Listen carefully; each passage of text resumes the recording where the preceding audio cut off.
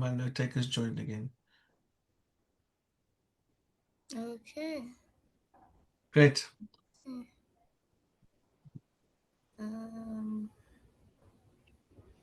just do a bit of introduction. Hi, Cornelius. Hi. Welcome, welcome. Okay, welcome, Hassan. Um, yeah, welcome, Nikki.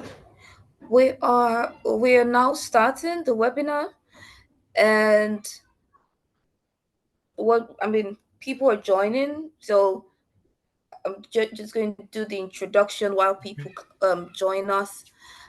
And so this is the Africa Deep Tech Challenge info sessions. All of these sessions have been curated to help participants have a deeper understanding what it means to build around resource constraint. So we understand that Africa is the continent of constraint where you're always like in some quote and unquote insufficiency. And because of that, we decided to create this challenge around resource constraint computing. So you'd like you don't have all the resources to build, right? So you have to innovate around whatever resource you do not have, and also whatever challenge is on the continent. For instance, power is not um on some side of the continent. I know some side of the continent have that fixed, but on some side of the continent, power is still an issue, and people do not have like constant 24/7 power. People do not have constant connectivity, and all of those constraints. So um this challenge was put together to innovate around those constraints. And then the info sessions are also a very key part of the challenge, where people come to talk about how um maybe how they as individuals have innovated around these constraints, or how to innovate around this constraint, like based on their expertise. The last info session had us with Toby Onilola, the Guinness World Record holder for the smallest GPS in the world. And he walked us through how he started documenting open source project right from when he was in Nigeria to Rwanda till he got to MIT. And and we we he wonderfully showed us how that when you start documenting open source projects like that, it also gives you that leverage to access other open source projects around the world, and you can use that and build your own stuff. I mean, that was Toby's perspective, and that was Toby's expertise, because that's how it came to be the Guinness World Record holder. And today we have Peter, who is going to be taking us through low power constraint computing, where how do you innovate around edge device, where or edge technology, better still, where you have very low power. The device is supposed to be powered by maybe a battery, and that battery is not like it's always constantly tied to a source. The battery might some point run down and all that. But how do you ensure that whatever you're innovating around is can wonderfully work on the edge, without too many issues, basically. And without further ado, we now have 10 people.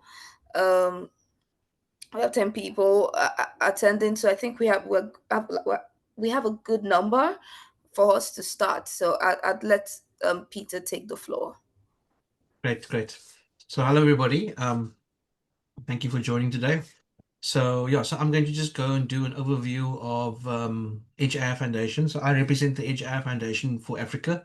So I act as the Director of Development for Africa. So the idea there is to grow the community, grow the footprint, grow awareness, and also get partners on board and bring partners here, so to create a connection. So my background has been I've been involved with the Edge AI Foundation going back to when it used to be called the Tiny ML Foundation, doing this kind of thing.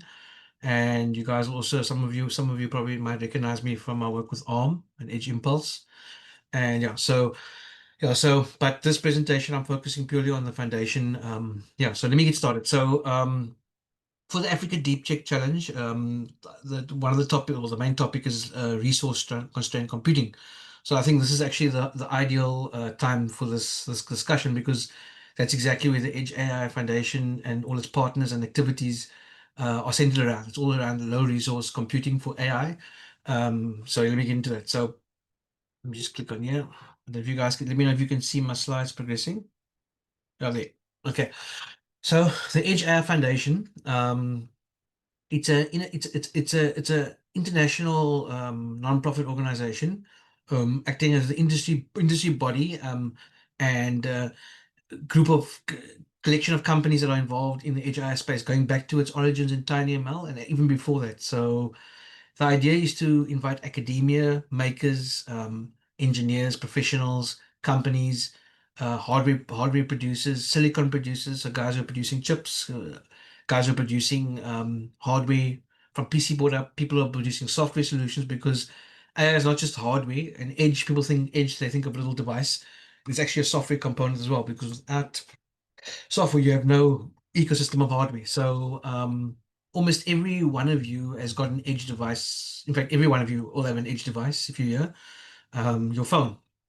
And that's also where a lot of this stuff started out, and where AI is kind of the revolution in AI kind of began early days in back in the day, when you would say, okay, Google, and how to get Google. So going back by 10 years, some work was done. For those of you who remember, when if you had an Apple phone, you'd say Siri, hey Siri. But if you had an Android phone, you'd say, okay, Google, to open the Google search, the Google agent.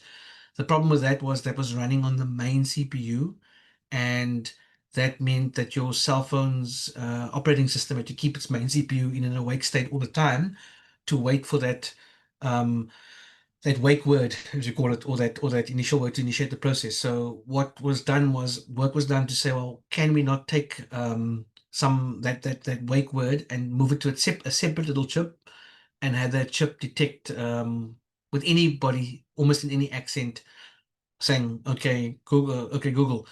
The problem, and also with the Google Glass as well back then. So the problem with that was that to detect variation of voices. I mean, you could use traditional methods, classical machine learning, and also signal processing. You could use to actually just do. You could map it to someone's voice profile, but that wasn't feasible because it had to work with anybody's voice. So a convolutional neural network was basically the solution to that. But a convolutional neural network couldn't run on a small chip. You could barely run it on a CPU. You had to potentially have a GPU.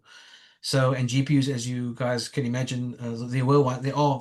The phones have had them for a while, but those things still use a lot of energy, and that doesn't really help in terms of battery life. So, work was done with TensorFlow, the machine learning framework that has basically been one of the main driving forces of AI in the last 10 years, the last 12, 15 years actually.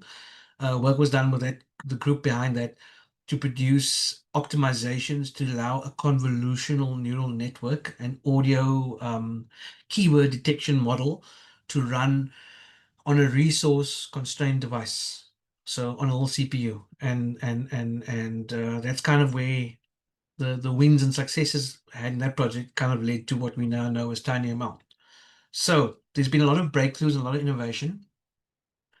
Um, and yeah, the edge AI is really having a profound effect on everybody's life. And edge AI has probably been many people's first experience of using AI going back over the last decade, whether you've been using your cell phone and using, like, when you have bounding boxes on your face to align your camera and optimize the focus. We've all been using AI at the edge before we've even started using Gen AI in the cloud. So a lot of people don't realize that the edge, it's so pervasive.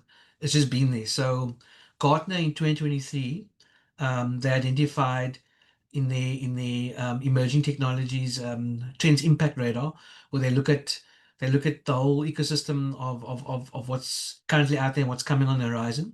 and Edge AI was right smack bang in the middle in 2023. Well, Edge computer vision at that point was probably where everybody was kind of excited because your phones were able to detect objects and things. But Edge AI is a broader topic. It doesn't just include vision, it includes any kind of AI running on the edge, be it computer vision, be it audio, be it be sensor signal processing, or even generative AI. So there's obviously a challenge with the edge, which I'll get to now in the future. But essentially, this is where the Edge AI Foundation is kind of like sitting now. So for those of you that might remember this logo or seen this logo, it used to be called the Tiny ML Foundation. So the Edge AI Foundation is the new name for the Tiny ML Foundation. So some people have said to me they've just noticed that Tiny ML has kind of disappeared. What happened to the Tiny ML Foundation? Where is it? It's still there. It's just been rebranded and new logo, new color scheme, new mandate, new vision. So it started off with talk of Tiny ML 2.0, but the reason why the name changed from TinyML to Edge was that TinyML was initially the focus, getting microcontrollers, so your little embedded devices, to run machine learning or convolutional networks. It's then also we started to see a lot of activity on the edge using devices running Linux, for example, your Raspberry Pis and those kind of things. So those are classified as edge devices, whereas your embedded systems are normally called embedded systems or sometimes IoT devices. Your distinction for TinyML in the past was microcontrollers. So it was running AI on microcontrollers. Microprocessing systems were kind of sort of seen as not really TinyML. So, but they're still part of the edge, and there was a lot of blur and bleed over where a lot of hardware that was developed. I mean, you've got microcontrollers now which run at the same clock speed as your early Raspberry Pi, and it's a microcontroller. So the lines start to blur. So with that kind of general trend of AI out of the cloud down to the edge, which included microcontrollers and TinyML, we've changed to Edge AI to cover the whole spectrum of devices on the edge. We still refer to TinyML as the very far fringe case of running a model on something like something like this. That would be still TinyML, but running a model on something like a Raspberry Pi would be Edge. But the whole spectrum is called Edge AI. So that's why the name has changed. Um, a lot of work was done in Africa over the last 3, 4 years. I was involved with that too, with the embedded learning challenge. That was part of the ARM Engage program that was pushed heavily by ARM across Nigeria, Ghana, South Africa. And there we did a lot of work to bring TinyML to people, teach them, provide them with access to hardware. So we gave away Arduinos. Um, we gave away um, we gave away also like vouchers and training courses and stuff. So there a lot of work was done in that way to actually kind of democratize and promote TinyML across Africa. So it is currently being utilized Rwanda, Nigeria, Ghana, Kenya, South Africa, Malawi. There are various different ecosystems of people playing with it or doing things with it. There are even companies in South Africa that are using it in their products as well that I know of, and in Nigeria as well that are using it in their products. Um, yeah, that's actually good to know. So sometimes some of you might be using some of those products without realizing it. If you're using fitness devices and things like that, some of that innovation is actually done here in Africa. So yeah, so I've been working with the foundation since 2021. There's also you guys, most of you have probably heard of Edge Impulse. They've also been quite prominent in the development of it. So, like I mentioned, it started off in Google. Pete Warden was one of the key initiators of this project.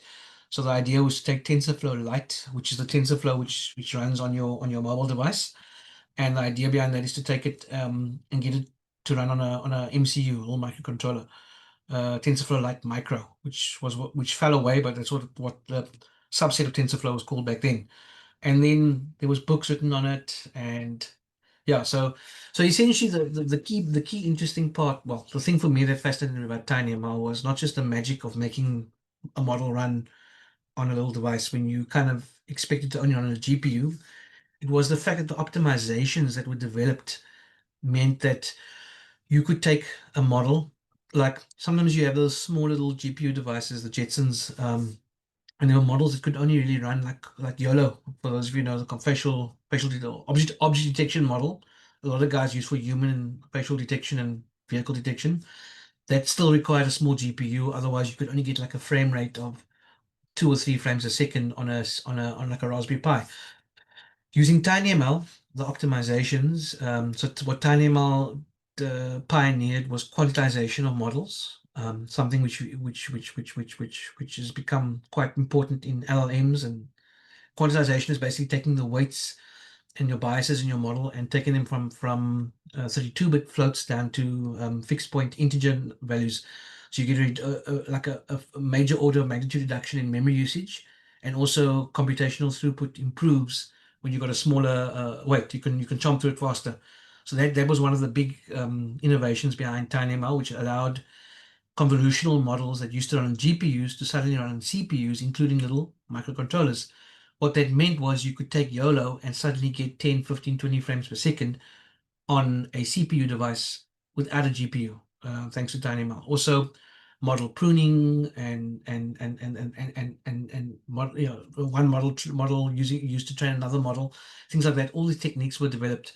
So what started to happen was the world shifted. Things shifted in the world. Obviously, AI before everyone got familiar with ChatGPT, in everybody's mind, AI was computer vision, audio detection, what we call discriminative AI, where the AI is actually used to detect and identify something. Then in 2023, I think it was late 2022 or 2023, the world got introduced to ChatGPT, which brought this whole new concept of AI that actually creates data or synthesizes data. So that was something new. So that's called generative AI. Now that's been around for a long time. GPT is not new. It's GPT-3. I mean, there was GPT-1 and 2 and BERT and many other models, but those models were really only feasible to run on huge data sets with a lot of compute. But what's happened is, if you look at the edge, 10 years ago, people were talking about IoT and things, which are little embedded devices. So they, thanks to TinyML, that's what TinyML focused initially.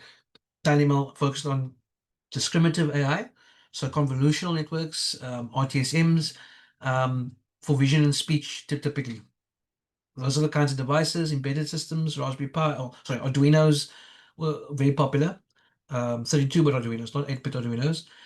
Then people started communicating with things like LoRa and Zigbee and Bluetooth, even Wi-Fi with ESP32s. Then the edge is where you found the smaller computes like your little Intel NUCs and your Raspberry Pis.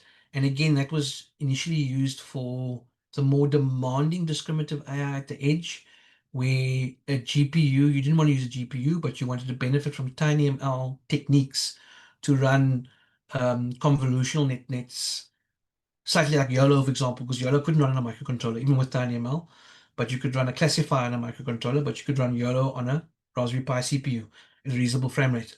And then today, what's happened is we've seen the internet and then the cloud. You have the connectivity to the cloud, and your hyperscale foundational models.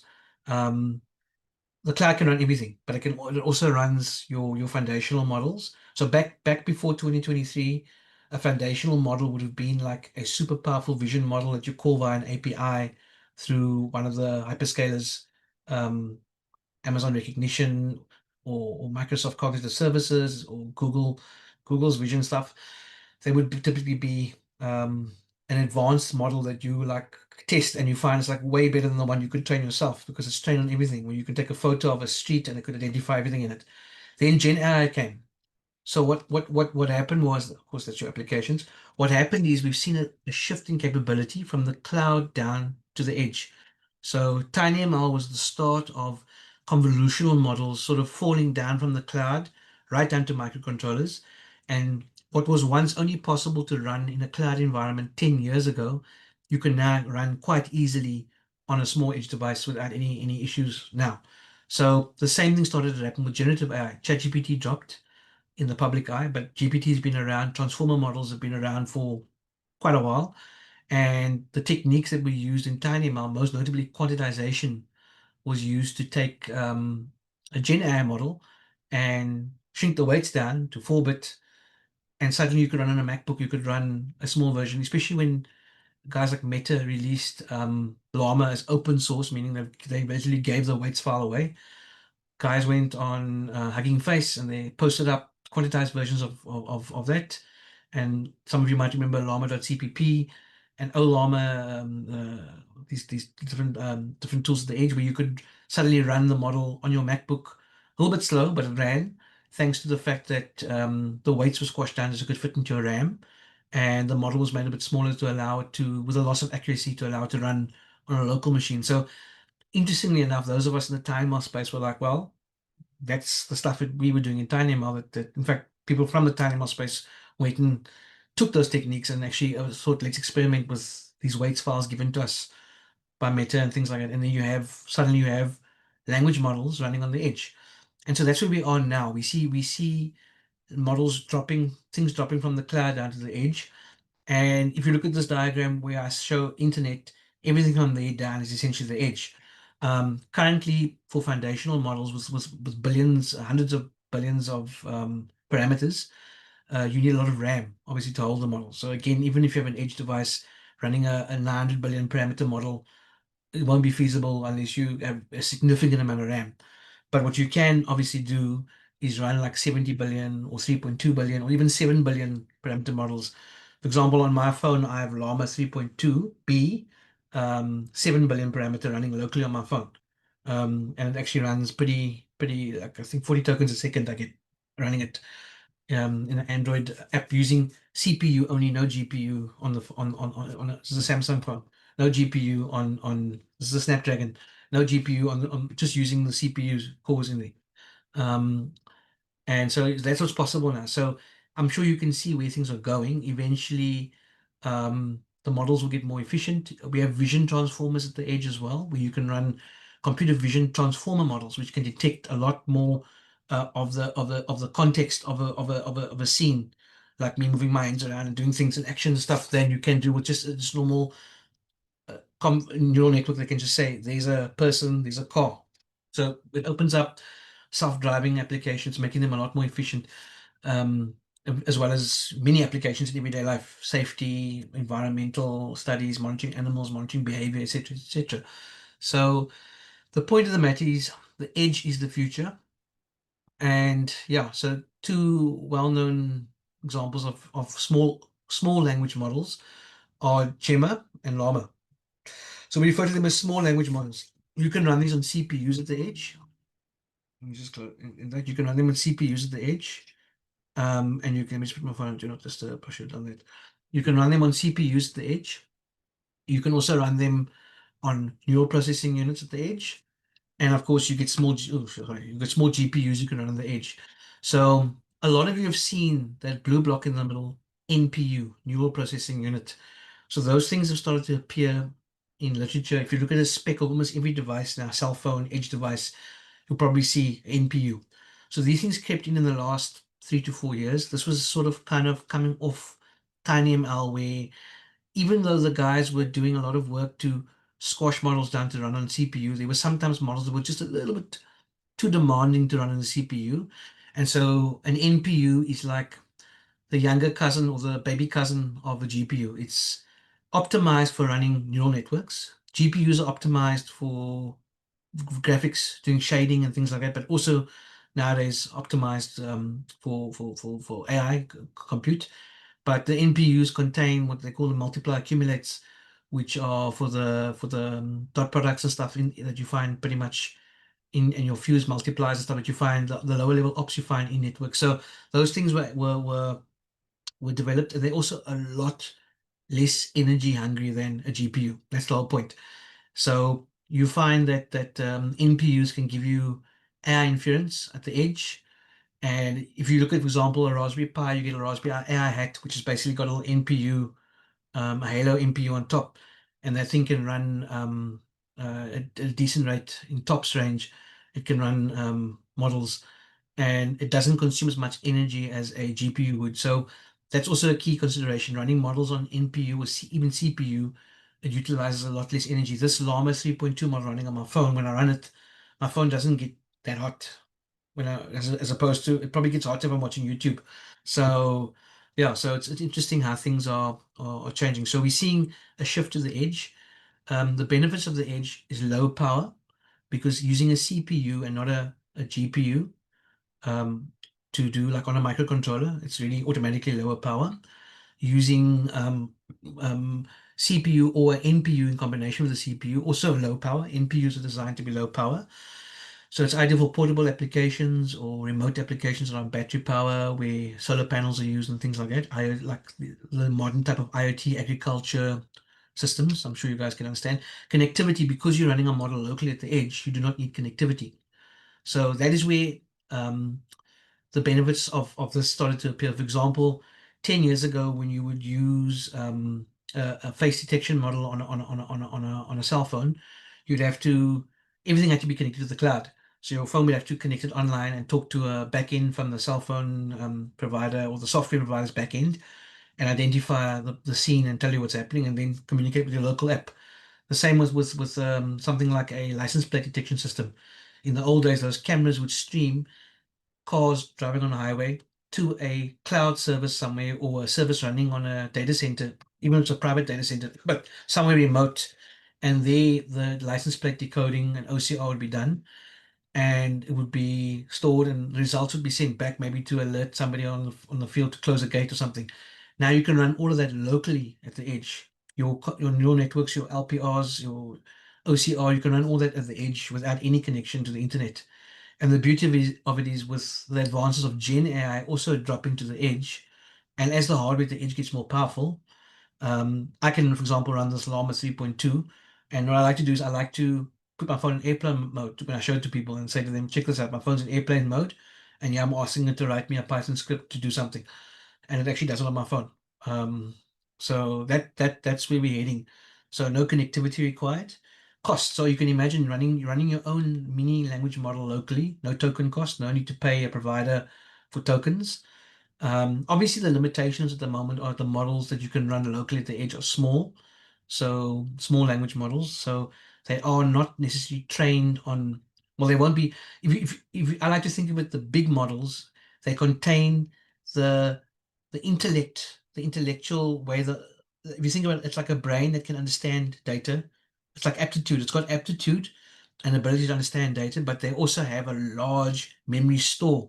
It's like a person that's older in life and they can think and they can apply logic and do things and think critically, but they also have a large store of data in the back of their mind because of age. So your big LLMs are like just holding in the weights. A lot of the data that's stored in the weights is actually historical, like facts, like Wikipedia, like a Wikipedia. If you have a model that is maybe less intelligent in the sense that it's not as educated or it doesn't have a lot of knowledge of a certain domain, but the model still has the ability to contextually reason the LLM technology, the transformer technology. You don't necessarily need, for example, if you're going to be looking at grading students' assignments, for example, or maybe having an interactive textbook that's teaching people, that book only really needs to know what that subject matter field. So you ingest all the textbooks from all the different schools or colleges in the world for that specific subject into a smaller model. It doesn't need to know who the king of England was in 1462. That's relevant to the task. So your bigger models that you're hosting in the cloud also contain a lot of that data to make them more general purpose. So your small language models, even though they're small, don't underrate them in terms of what they can do. They just need to be focused on your task at hand, and that requires you still to do fine tuning, or even even if you're trying to do some kind of training of certain layers. And of course, there's RAG as well. You can use a small language model with the RAG as well, quite well at the edge. That's happening a lot now as well. So yeah, small language models have a lot of capability, a lot of potential. But what puts people off sometimes when using them is it can't do, we're impatient, it can't do what we want to do because we're used to going to the big one on the cloud and just typing in answer and it gives you an answer. So you still have to adapt it. You can also distill a smaller version of a model out of a bigger model as well. That's open source, which is also what guys are doing now as well. So that's gonna that's gonna start to pick up a lot, especially for resource constrained computing. All your big providers are already giving out models. Like Google's giving out Gemma, for Facebook is giving Facebook Meta's giving out Llama. DeepSeek I think has got a small one as well. There's yeah, and there will be others coming along. So you'll start to see more apps. There already are apps available, but things are kind of going to head in that way. So your cost will come down, and then privacy again. You can run this on your own in your own premises. And do things. I've got one running for some summarization I do of documents and stuff. And I don't want people to, I don't want those documents to necessarily be uploaded to a cloud portal and not know who's going to see it or what's going to happen to it, or whether my data will be used for training, retraining that model. So I can run it locally on a server I got at home. So those are the kind of applications already where people are already using it. And of course, latency, again, you don't have any issue with latency. Besides the models itself, running locally. That's obviously depending on the CPU that you have. But in the context of Gen AI, especially, you don't have to wait for the cloud that's hanging because there's 10,000 people using it at the same time and your free tier is not enough. Or just the fact that you've got to communicate via this pipe across the planet to a data center somewhere else on the planet. You can have instant responses as well and reliable responses. So those are the benefits. Those have been the benefits of TinyML when it started out with convolutional networks, and now we're seeing a huge explosion at the edge with that as well. Also, something that's on the horizon. Again, it allows sustainable development goals too of energy efficiency and the others as well. One of the things we're also seeing that's also happening is we're having intersection of crypto, the world of crypto and Web3 and AI.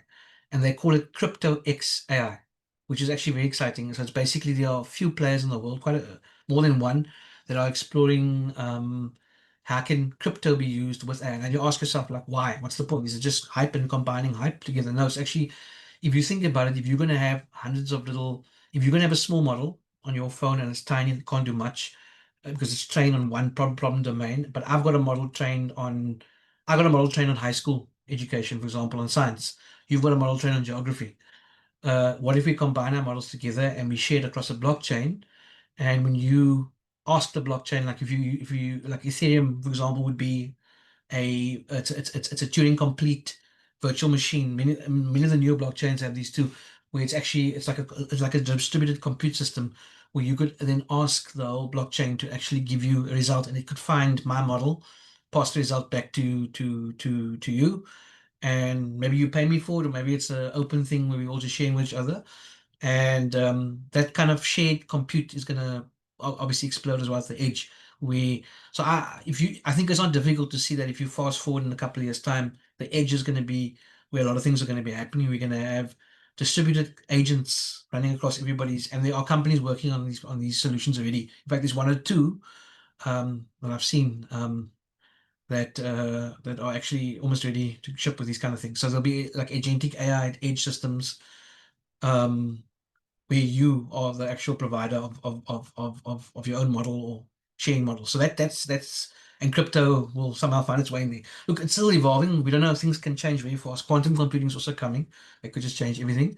But again, even that will come to the edge as well and become part of edge in the future. So yeah, so the AI Foundation is basically, as you can see, I'm talking about all these things, and what we do is we engage with all the industry players, we engage with the brands, which I'll show later on, of vendors and this and we engage in this ecosystem to keep so that the people that started this off, guys in Google and other places that started this whole research train off, are actively involved in the ecosystem.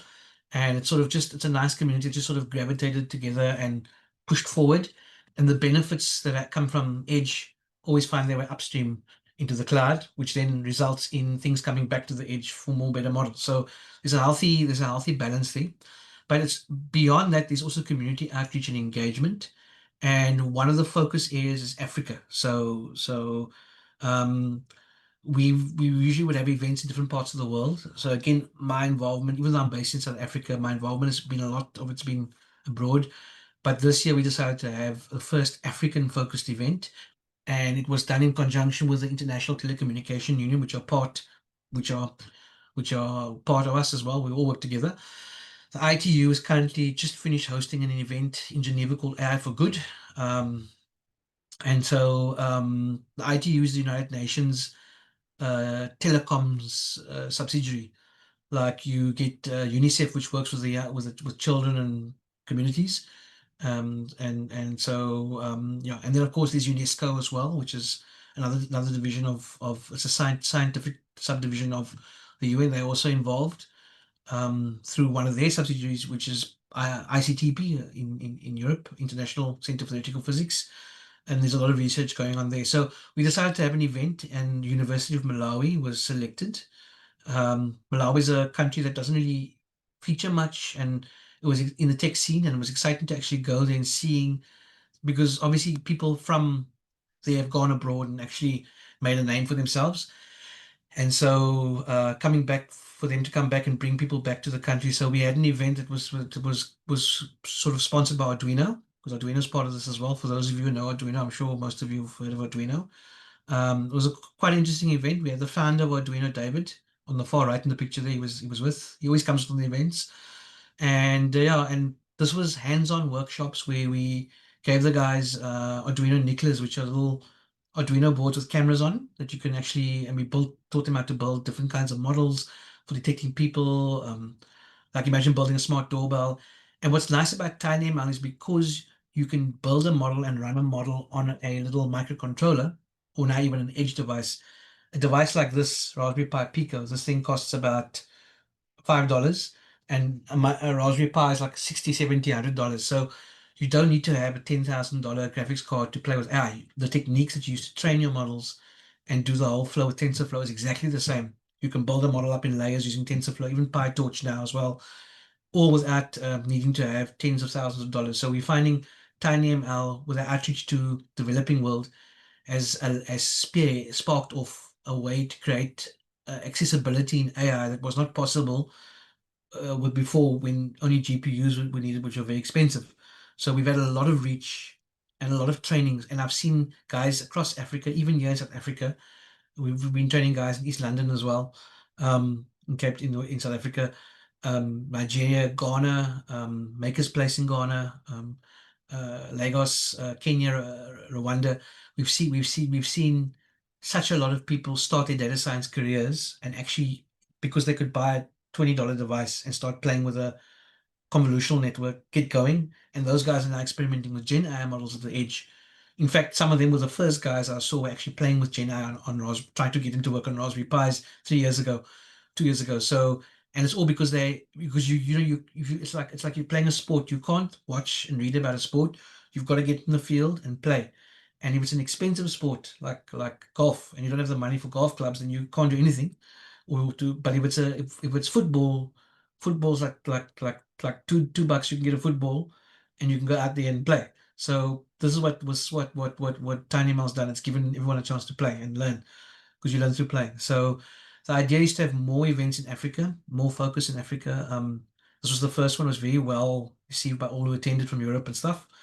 For me, it wasn't far. It was around the corner this time, so it was like, oh man, it wasn't a far trip, but it's cool. It's nice. Malawi was very impressive. First time I've been there. Very exciting to go there and very different company. So yeah, so anyway, so what the Edge AI Foundation is about is all these things, and it's a place for yeah, it's the Edge AI community. It's the official global. It's supported by all the main players. There's over 100 partners across the tech and Fortune 500 companies worth $1 trillion. 600,000 plus YouTube views. Yes, this number is actually not even accurate because these content that's been created by all these people that I speak about who we haven't even counted what their views are, and it's created just like an accelerated um, exponential snowball, this kind of thing.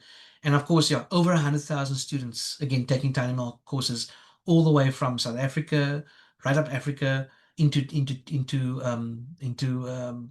Asian countries as well, Japan, Thailand, Europe, most of Europe, US, obviously North America, and of course even Brazil, South America, Latin America. There's a huge ecosystem. When we were there, we were shocked to see what's going on in Latin America. There's a lot of things happening there. So, and we try to bring them all together. So we link Silicon Valley all the way to Lagos, to Johannesburg, to Cape Town. And of course, my focus is obviously to bring more of that to Africa and to get the partners to work with the communities more in Africa. So here are the partners. So many of these names, many of you will know. Some of them you probably won't recognize, but Some of them are more background. On the top of the top tier partners, Qualcomm, I'm sure everyone knows because of cell phones, and Sony as well, and cameras and stuff.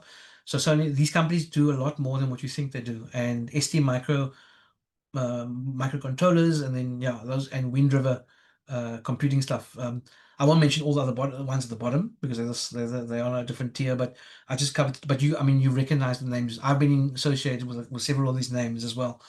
So yeah, and some of and many of these players here, I suppose worth noting is that ARM, Arduino, and Edge Impulse have been doing a lot in Africa already, to try and if you're interested in crypto AI, Cyber Fund and Hackster does a lot of online posting of projects and stuff like that. So yeah, so what yeah, what we and these guys, yeah, with connectivity and stuff.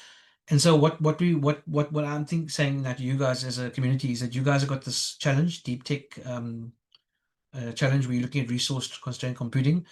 Building, I mean, I know some of you have probably attended the presentation with Ola a few weeks ago, Ola with Chip Mango. Obviously, that's looking at the angle of developing your own silicon. But for everyone, yeah, I'm sure, you're not focusing on actually building your silicon. You work on top of the major investments all these companies make in research and development to take these concepts and optimize them in different ways for different use cases. So within this portfolio, there are pieces that you put together that even the biggest names in OEMs out there are using from these guys in their products to actually, if you crack open some technology from big names globally, you'll be surprised what you see inside there. So like even like stuff in space and stuff like that. So what I'm calling call to action to you guys is to look into these into the products. I'm sure most of you have worked with some of these already, many of them already, or and we obviously act as the conduit to try and help. And obviously, this is a work in progress because we want to grow this partner list as well, bring on more. We hope that in out of one of you guys eventually end up here with your company. That's the goal for you guys to build your ideas into businesses and actually end up on this list at some point, supporting the foundation, supporting the innovation going out there. And again, we want to just make this happen. So again, it's early days for Africa, and so that's pretty much where we are. So that's basically the Edge AI Foundation. The mandate's really exciting. It's really expanded to include um, the generative AI as well, which is important. Um, for any of you in South Africa, I see a few names here which I can tell are South African, potentially South African, maybe. So obviously, I'm based here, so there's also things happening here too. So in that light year, yes, this is the roadmap of events. So the things that are happening in South Africa is the event that potentially it's still not finalized, but is the Edge AI Expo Africa in Johannesburg, late October 2025. It's an annual event. I'm also involved there as well in that event, and there's also going to be an AI for Good Impact Summit happening at the same event. So that'll be the next African focused pickup point for this.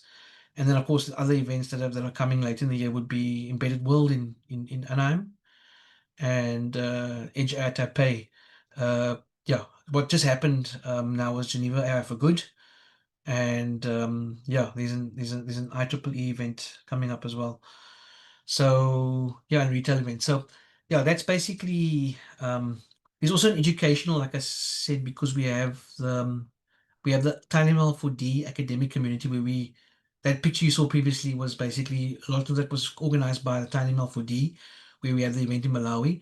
We also trying to find a way to connect people to careers. So once you develop your skills, get companies in that also say like, how do you actually get your like you can't just know how to do this, connect you to jobs and opportunities.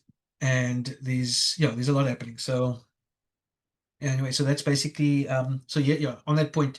So yeah, are the four focus areas. So what's coming is certification, where we will have certification where people can actually get certified in some form or way with Edge AI. Then there's the career sessions we want to have, and then there's the workshop which we'll have like in different at events. And then, of course, challenges as well. There'll be an AI for Good challenge for Africa coming up soon as well.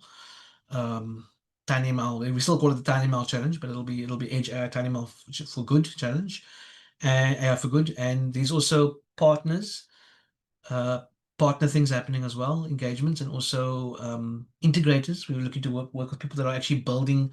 If you're buying one of those components and building on top of it and using it, and you installing it in a factory, join up as an integration partner as well.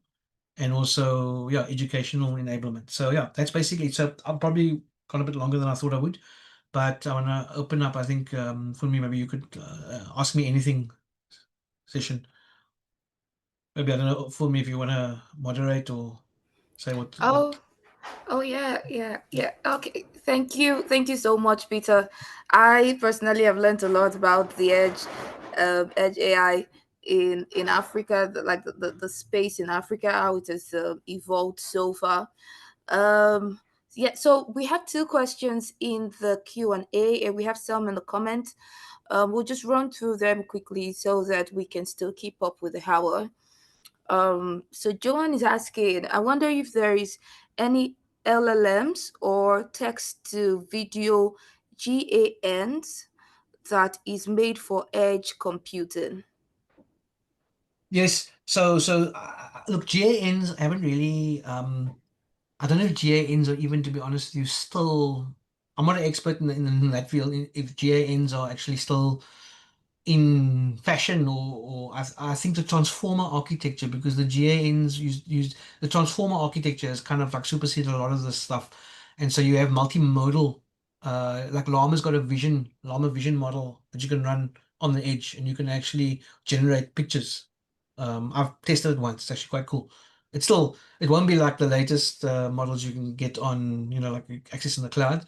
Also, for those of you, I mean, you could run on your GPU, even like the was it not Dali E? I'm thinking one of those other models as well. But yeah, so in terms of GANs, I'm not sure if GANs are still in focus. I think the transformer architecture is quite powerful. But again, I'm not an expert. I can look into that and see if there's any if there's any specific reason a GAN is still maybe for audio or music or something.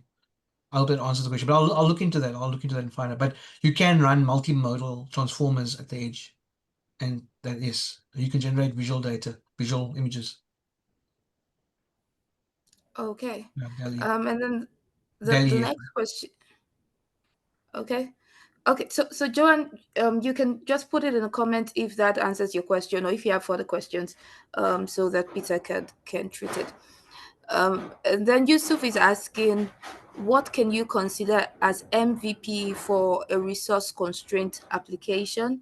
For example, if the application requires um, a cloud and edge computing, can you regard the use of dummy data on the edge satisfactory, or it must have the necessary sensors? I don't know Where if you this want to. question posted? I'm trying to see this question. Oh, it's in the Q&A session. Okay, let me see if I can find the Q&A.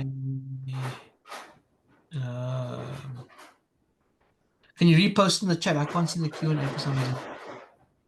Oh, okay. Let me just see if I All can right. see the Q&A. Where's the Q&A? Wait, under more. Oh wait, yeah, I got it. Q&A. Okay, now I got it. Mhm. So Yusuf's question. Okay. Okay. Example, the application. Okay, I'm trying to understand the question. MVP mean minimal viable product is for research. Okay, I see. Um, oh, okay. Um, you can use dummy data. Yes. I mean, if you want to test an example, you don't have to have. Remember, a live sense is just sending actual your models that you will use on the edge.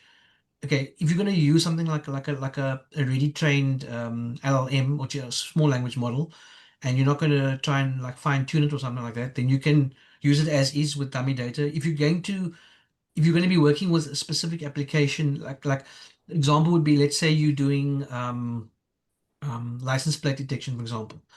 Now, there are models out there you can get where it's trained on different types of fonts and number plates for USA and China and Europe, for example, but it's not necessarily trained on the specific number plate that's used in Ghana or South Africa. Even here in South Africa, we have different provinces. Some of the number plates we have got funny pictures like animals on the back of them and stuff. So in that case, you'd have to then install your own camera and get some snapshots of that to sort of fine tune or transfer learn your model to adapt it to your use case. So it depends on the use case. Sometimes you can get away with like YOLO does things for you already. And there's a lot of model zoos out there with a lot of models really built. And you can just have to see whether the model works, and you might have to then install your own sensors and data sources to try and adapt it to your application because your MVP might fail if you don't adapt it to your client's needs, for example. All right. So Yusuf, you can put it in the chat if that answers your question. So Lika is asking, what about the TTS models?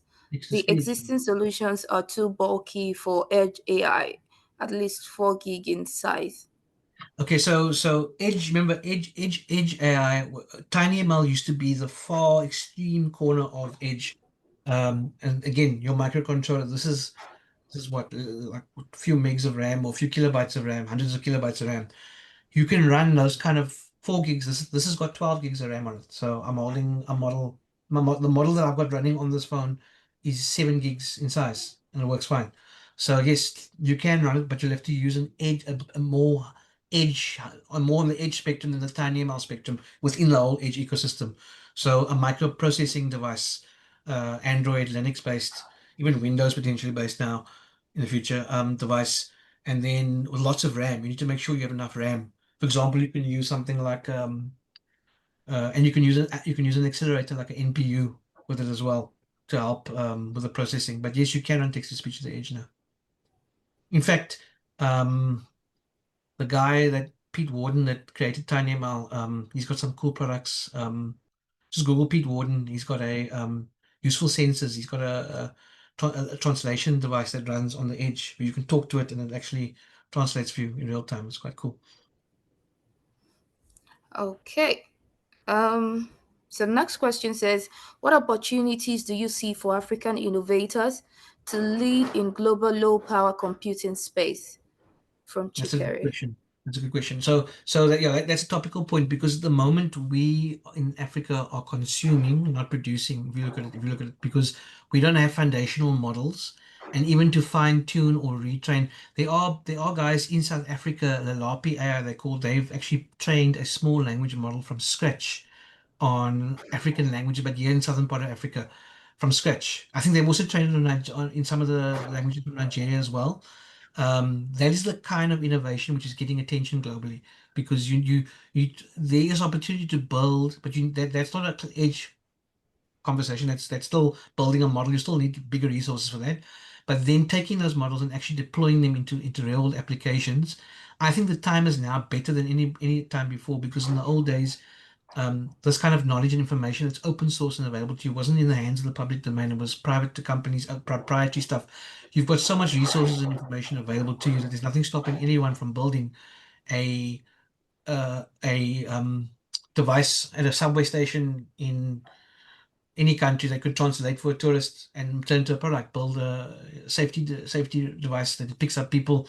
So I think it's time to be bold and actually just take all the resources you've got available to you and build with them and create something.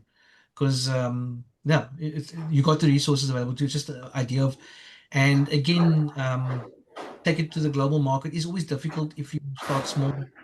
There's a guy, for example, in Eastern Africa who built a new authentication platform, and he's now it's got seed fund. I forgot the name of it, but if you get the right, this market is so dynamic. The answer is hard to answer. You have to kind of find the right opportunity and jump in there. But don't see yourself as just coming from Africa and limited.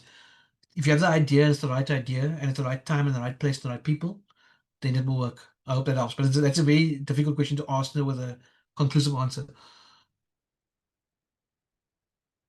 Okay, assume the cloud is achieved.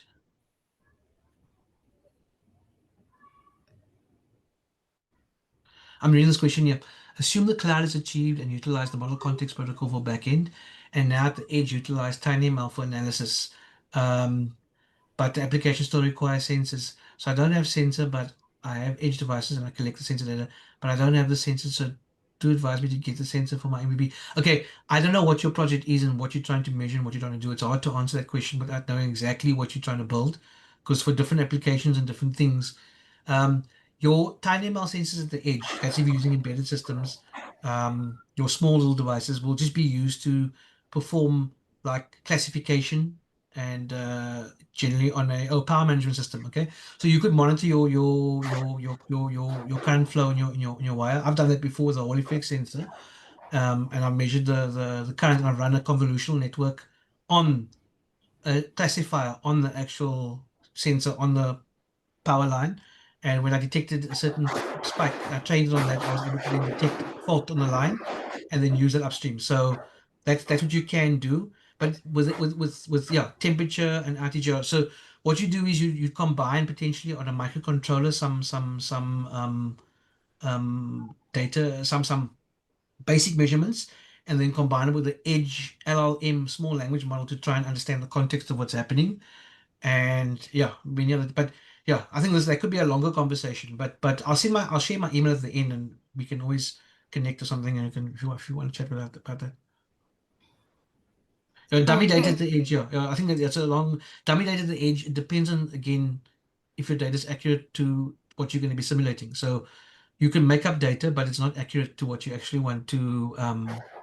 It's again, it depends on the many factors. There's times when dummy data works, and there's times when you have to gather your own data because like if you're running power, for example, running a power line monitoring system in one country where there's certain types of loads is different from another country.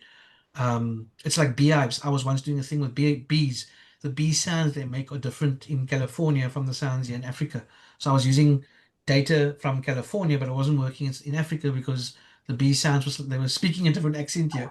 So so it's yeah that is there's also something you can also use AI to simulate and create synthetic data. So also look into synthetic data as well. NVIDIA's got something called Omniverse where they've got a physics engine where you can actually build um, yeah, you can build synthetic data. Again, dummy temperature data, you're looking at trends with temperature, how it fluctuates. Because I can make a dummy data say it's 40 degrees all the time. You want to simulate. So you can simulate this kind of things using virtual machines in a Ross Isaacson type environment in Omniverse, for example. Guys have done that. They've simulated fire and a camera watching fire and use that to train a flame detection model inside a 3D world like that. Synthetic data. But that's not really an edge conversation, but that's you can run okay, you can run that on a GPU in your house, but it's expensive. But that's what you can use. So you see the cloud is used to augment the edge where you still need to like train or fine tune a big model. Or if you want to produce synthetic data, the cloud's still going to be your go-to for that. But then the edge is about inference and about running. Edge is not really about training yet, but training is coming. There is actually a thing in the future soon coming where called neuromorphic computing as well, where you actually have on-device learning and federated learning on the edge. Guys are working on ways to train your model or fine-tune them in real time at the edge. But that's still a step ahead in the future. But when I say that now, a year from now, it'll probably be like mainstream or something. But yeah, All right. So I'm just going to take one I last saw one question more from question in the in the comment. comments. Yes, I see Johan Strauss. Thank you, Transformers. Can I use dummy data for recommendation AI content? Well, yeah, again, it all on a recommendation system. I'm not an expert in those things. But you know, you typically have to kind of that one. I don't know the answer to that one. I saw So some DQ. someone says, DQN is is there DQN. Yeah, deep is that? Yeah, is that deep Q learning? Then yes, there is stuff at the edge for that. Google it. But yeah, okay. so someone from the comment says, is there any real world DQNs made for edge devices, and if it exists, where are they Yes, used? I've seen that. Yes, I've seen that. That is deep Q learning. Everything is before. There's even tiny MCP I've seen as well. But deep QN yes. I'm trying to see now if I must find a link for that. But there's a lot of research papers. I saw one presented once a couple of years, but I actually saw that about 4 years ago. But just look up in IEEE. journals and check. There is some research on it. I'm not sure about systems that are available to or open code that you can use, but there's definitely a lot of work was done after the pandemic on deep Q learning at the edge. I remember seeing that. So again, that's not my area of expertise, but there is stuff out there. So just I would say go look at your journals, your academic journals like IEEE, for example. Okay. And then the last question for the day before we close the session. Someone's asking, how can you run an AI on 2G phone? Why? Um, on a 2G phone, okay. The problem there is, yes, actually, those 2G phones are using like they're using microprocessors which are equivalent to microcontrollers nowadays. So in other words, a 10-year-old microprocessor on an old phone from 10 years ago is this little Raspberry Pi Pico, the RP2350, is a very powerful. You can actually run games on here. You can run actually emulate games on Nintendo games on this thing on this chip, and it costs $5. So the problem with that is that I got access to this chip. I can program it. I got a JTAG port. I can write code. I can hack it. That 2G phone, it's unlikely that you can access the actual operating or firmware. If you can access the firmware and modify the firmware, then yes, you probably can. You can actually depends on the CPU architecture.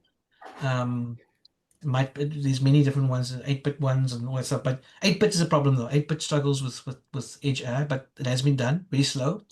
But you typically need to first be able to hack and code on the device before you can do this. I've seen guys run a small network classifier. They've hacked it on little old equipment like medical equipment and stuff. I've seen guys for fun do that. So, but is it practical? Is it sustainable? Maybe not. All right. Okay, and that brings us to the close of the session for today. Thank you so much, Peter, for hosting the session today. I have learned a lot personally, and I'm sure the attendees too have. So, to everybody, there is a Telegram page where the recording of this info session is going to be posted in case you want to go over anything.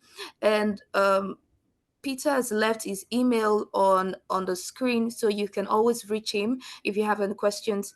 You can always reach him on that email, and I also posted his LinkedIn page in the chat, so you can connect with him on LinkedIn. You can send an email to him if you need clarification, anything regarding Edge AI. Yes. Thank you very So much. one favor. If you do contact me via LinkedIn or AI, just make the subject start with Africa Deep Tech Challenge ADTC, so I know it's someone from here. Okay. Thanks. So yeah, so when you reach out to him, you need to let him know that you're from Africa Deep Tech, so that he can add a bit of context to the conversation. All Yes. right, thank you, everyone. Thanks, everybody. Um, yeah, so the email is on the screen, peter.ing @edgeaifoundation.org. It's currently on the screen. Is currently sharing it. If you want to take a screenshot or if you want to type it, okay, he's typed it too. Just copy this and put it in the chat. All right. So yeah, so that's the email. Thank you so much, everyone. It was nice having you, and thank you for making the session very engaging. Thank you, Peter, for the Yes. time spent. Really appreciate it. All right. Do enjoy the rest of your weekend. You too. Thanks. Bye.